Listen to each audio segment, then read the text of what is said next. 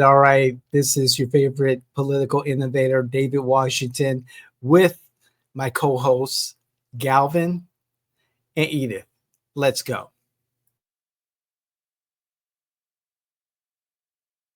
Okay, so Orange County, Florida, they've finally done it. Drawn the lines for their political future. Yeah, after a really contentious process, lots of meetings, local maneuvering. Intense stuff. And the Board of County Commissioners, they made the call. Adopted Map 7B. That's right, the People's Map, as some called it. Yeah. It passed 5-2 pretty decisively on October 14th. A big local moment, definitely. It is, but we have to see the bigger picture here. This local win, this whole effort for, equitable representation, it's happening right as there's this huge national legal fight going on. You mean the Voting Rights Act challenges? Exactly. The very way Map 7B was drawn could be challenged, maybe even overturned by the Supreme Court before anyone new even gets elected under it. Wow. Okay, so that's our deep dive today then. We're looking at how this local map, which came from a really narrow voter mandate. Yeah, barely passed. How it's now, immediately threatened by what's happening at the federal level. Right. Let's start with that local win, though. The whole thing kicked off because voters in November 2024 said yes to expanding the commission. From 6 districts to 8 single-member districts. And like you said, that vote itself was super close, 50.85%. That tells you how divided things were from the start. Because expanding meant trying to get better minority representation. Which inherently means you're splitting up old power structures. Someone's ox is getting gored, politically speaking. And that tension, that splitting, really defined the whole map fight, didn't it? It basically came down to 2 choices. Map 1A versus Map 7B. That's right. And it wasn't just about lines on a map. It was a clash of philosophies. Should districts group people by, say, shared economic interests or by shared identity and history? Let's unpack that. The Winter Park dilemma, as you called it. Yeah, Map 1A. That was pushed hard by the leadership in Winter Park. The mayor, DSCO, city managers. What was their argument? They said Winter Park shares urban priorities with places like Maitland and, importantly, Eatonville. Things like traffic, density, using Sunrail. So, group them together. Makes sense for tackling those issues, they argued. Okay, from a sort of municipal planning perspective. Right. But the folks backing Map 7B saw that grouping very differently. Okay. They worried that putting affluent, politically powerful Winter Park in the same district as historically Black communities like Eatonville or Pine Hills would mean Winter Park's interests would just dominate. Drown out the specific needs of those other communities. So Map 7B took a different approach. Completely different. It rejected that urban grouping. It surgically split them. Winter Park got moved into District 5, which includes a lot of the more rural East Orange County. Interesting. And the goal of that split was? To free up the new District 7. To make it focus specifically on communities like Pine Hills and Eatonville. Give them dedicated representation, a chance to elect someone focused solely on their needs without having to compete with Winter Park's financial clout and political machine. So preventing the overshadowing you mentioned? Exactly. It was about giving those historically marginalized communities, especially Pine Hills, a clear, concentrated voice, prioritizing that over the urban efficiency argument. So Map 7B wasn't just lines. It was a deliberate move to try and realign political power. Absolutely deliberate. And, on paper, technically, it worked. How so? Met the legal tests. Perfectly. The big one person, one vote, it nailed that. The population difference between districts was only 8.36%. The legal limit is 10%, so well within bounds. Okay. And it delivered on the equity goals. The whole point of expanding the commission, remember, the final map created 2 districts where Black voters are the largest group. Plurality, not majority necessarily. Right, plurality, the largest single group. And 3 districts where Hispanic voters are the largest group. Okay, let's pause on that because this is crucial for the legal stuff later. Mm-hmm. Plurality means they have the best shot at electing their candidate of choice, even if they aren't over 50% of the voters. Precisely. It's a standard tool under the Voting Rights Act to prevent what's called vote dilution, where a minority group's voting power is weakened by spreading them out or packing them too tightly. Map 7B was explicitly designed to prevent that. A targeted effort. Very targeted, to make sure those voices have a real chance. Okay, so locally, it looks like a success story, right? Right. They followed the mandate, drew compliant lines, aimed for equity. Seems like it. But the public conversation around this, it was full of really emotional claims about being disenfranchised How does that square? The apathy paradox. It's a real thing. You hear these powerful stories in the commission meetings. Like, I remember reading about a resident from the woodlands of Windermere saying confusing boundary changes meant she couldn't vote or felt she couldn't in 2022 and 2024. That feeling of being excluded by the system is real and damaging. Absolutely. But then you look at the data. And it's a different story. The advisory committee members themselves pointed this out. The passion inside the chamber doesn't reflect the reality outside. Most people in Orange County, they don't know their district number. They don't know their commissioner's name. So is the problem the lines on the map, or is it just people aren't engaged? It's a crisis of engagement, really. If people aren't participating, does redrawing the lines perfectly even achieve the goal? Does it matter if no one shows up to vote? And we have hard numbers on that lack of engagement. We do. That recent special election you mentioned earlier, Senator-elect Bracy Davis, Representative-elect Young, turnout was under 9%. Less than 1 in 10 eligible voters. Wow. Yeah. So the committee kept saying the map is just a tool. Community leaders, everyone needs to push for participation, or this whole exercise doesn't mean much. The map opens the door, but voters have to walk through it. Exactly. And the clock is ticking. The next election cycle is already heating up. Right. 2026. The primary is August 18th, general on November 3rd.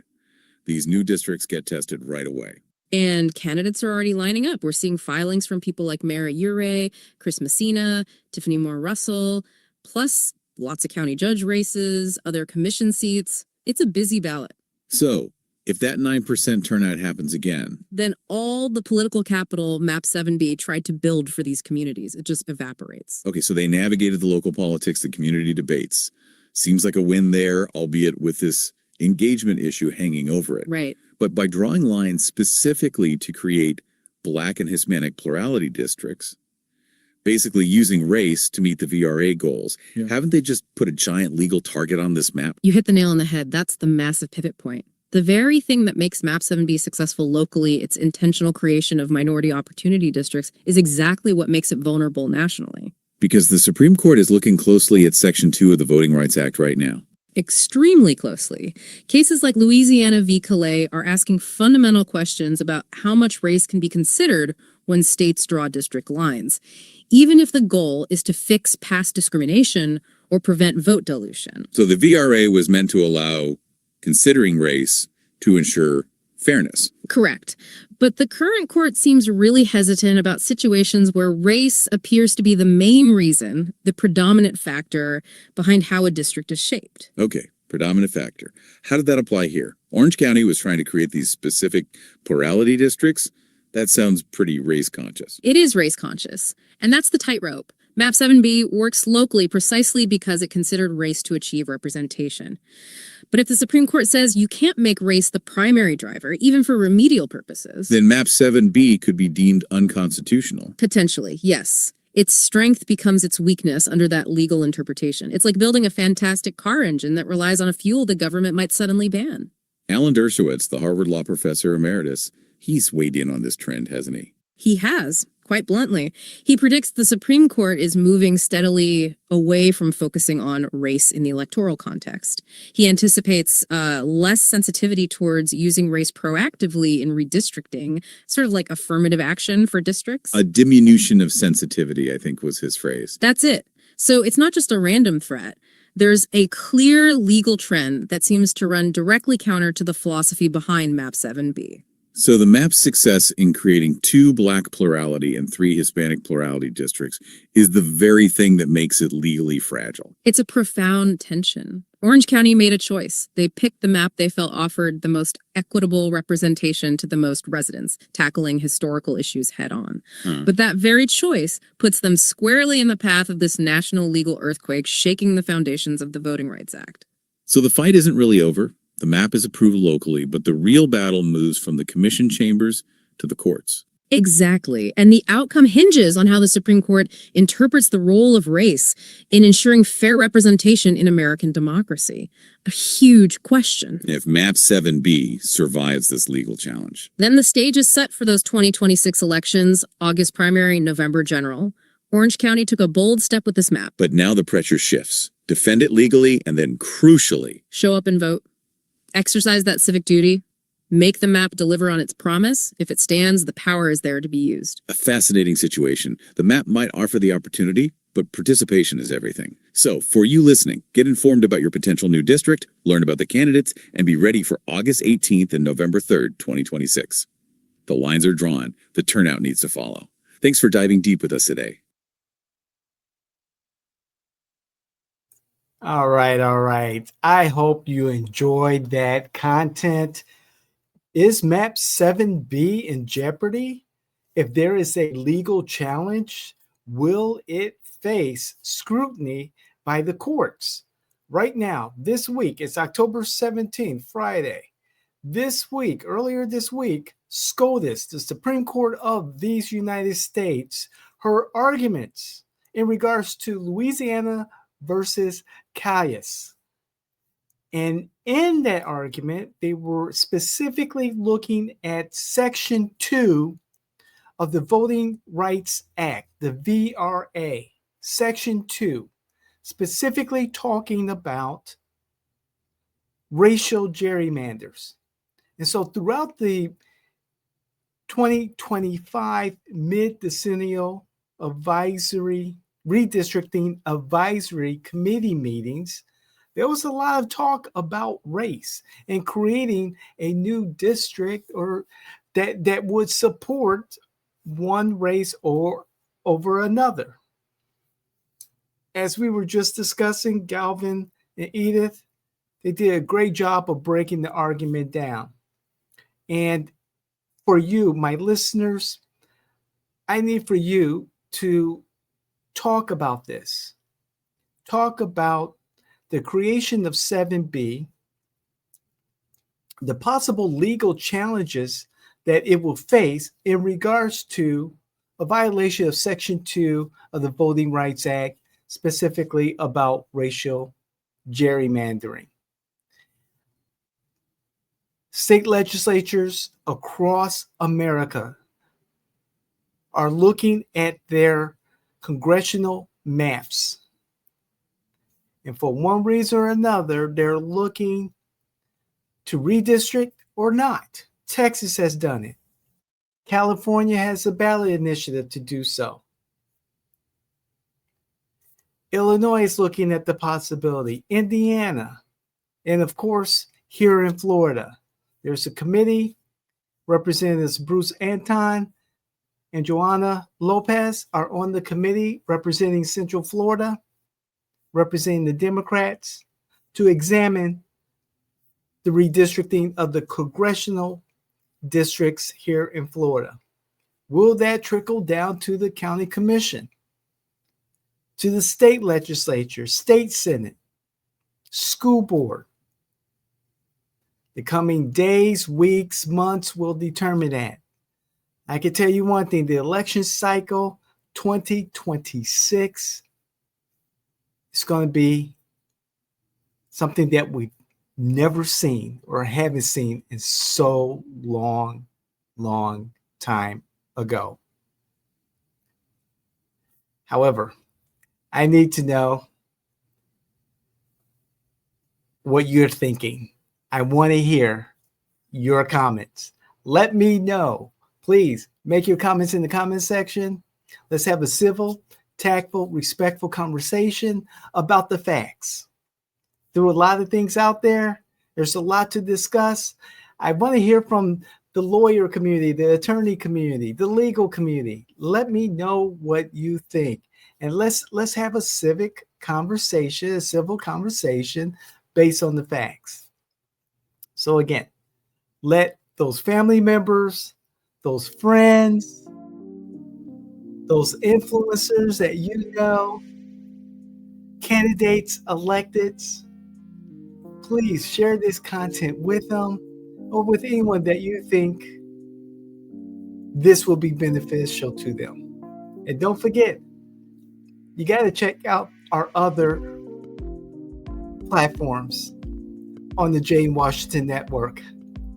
We've got our newest podcast, The Fernandez Legacy, featuring former Orange County Commissioner Mildred Fernandez, a conservative political with a long-standing history here in Orange County, former IBM executive, commissioner, mother, daughter, grandmother, civic hero, and unfortunately,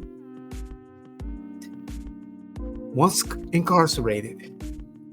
But you have to hear that story, and you have to hear that story from Commissioner Fernandez herself. And don't forget, we've got From the Margins with my liberal hero, James Afine. Check that out every week. He's back from vacation. New episode dropped today, Friday, October 17th. Check it out. It's already popping. Don't forget the David Washington Show, what you're listening to right now. And then we did a special episode of Battlefield Correspondent, wrapping up the mid-decennial Redistricting Advisory Committee final decision by the Orange County Commission to approve Map 7B. Check that out also. Ground Zero Florida, our flagship podcast. Check that out. I dropped something on that a couple of days ago, so please listen to that. And guess what, everyone? We have a new podcast that we are creating. My number one, Kellen Clark, he is working with an attorney, well known here in Central Florida, to produce a legal podcast. We're trying to put everything together. If you got some ideas, let us know, because we're growing.